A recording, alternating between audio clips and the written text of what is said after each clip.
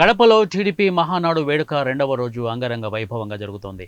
ఈ సందర్భంగా ప్రసంగించిన టీడీపీ అధినేత చంద్రబాబు పార్టీలోకి వలస పక్షులు వస్తాయి పోతాయి, నిజమైన కార్యకర్త శాశ్వతంగా ఉంటాడు అని అన్నారు. ఈ నేపథ్యంలోనే తెలుగుదేశం పార్టీలో వైసీపీ కోవర్టులు అనే సంచలన విషయం తెరపైకి తెచ్చారు. ఈ సందర్భంగా వారికి మాస్ వార్నింగ్ ఇచ్చారు. అవును, మహానాడు కార్యక్రమంలో భాగంగా ప్రసంగించిన చంద్రబాబు తెలుగుదేశం పార్టీలో వైసీపీ కోవర్టులు ఉన్నారని, తమతో ఉంటూ వాళ్ళ టార్గెట్ దిశగా పనిచేస్తున్నారని, ఎలాంటి తప్పుడు పనులు చేస్తే వారిని వదిలిపెట్టనని అన్నారు. ఈ సందర్భంగా నేరస్తులు ఖబర్దార్, నా దగ్గర మీ నటనలు సాగనివ్వను అంటూ చంద్రబాబు మాస్ వార్నింగ్ ఇచ్చారు. కోవట్లను మన దగ్గరికి పంపి ఆ కోవట్ల ద్వారా మీ ఎజెండా అమలు చేయాలనుకుంటే అది సాధ్యం కాదని, వలస పక్షులు వస్తాయి పోతాయని, నిజమైన కార్యకర్త శాశ్వతంగా ఉంటాడని, కోవటుల పట్ల జాగ్రత్తగా ఉండాలని సూచించారు. కరడుగట్టిన నేరస్తులతో మనం రాజకీయం చేస్తున్నామని పేర్కొన్నారు. ఈ సందర్భంగా కోవటులను పంపి మన వెలుతో మన కన్నునే పొడుచుకునేలా చేయాలనుకుంటున్నారని అన్నారు.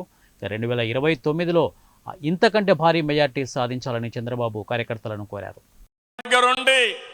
వాళ్లకు కోవర్ట్లుగా పనిచేస్తూ వాళ్ళ ప్రోత్సాహంతో ఇష్టానుసారం హత్యా రాజకీయాలు చేస్తున్నారు.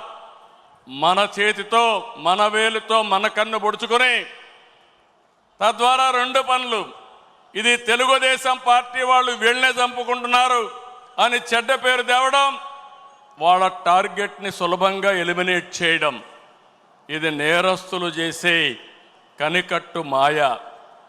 అందుకే చెప్తున్నా, ఎవరైనా సరే మన కార్యకర్తలు కూడా ఇలాంటి తప్పుడు పనులు చేస్తే ఏ కార్యకర్తను కూడా నేను ఉపేక్షించనని మరొక్కసారి మీ అందరికీ విజ్ఞప్తి చేస్తున్నా. మీకందరికీ ఆమోదయోగ్యమైతే గట్టిగా చప్పట్లు కొట్టి మీరు కూడా ఆమోదించండి.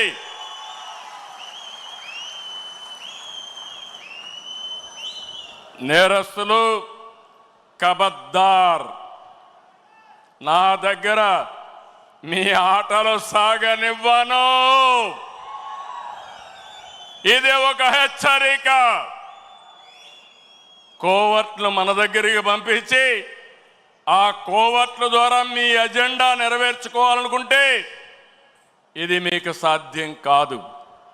అందుకే మిమ్మల్ని అందరినీ కోరుతున్నా, వలస పక్షులు వస్తాయి, వలస పక్షులు పోతాయి, కానీ నిజమైన కార్యకర్త శాశ్వతంగా ఉంటాడు.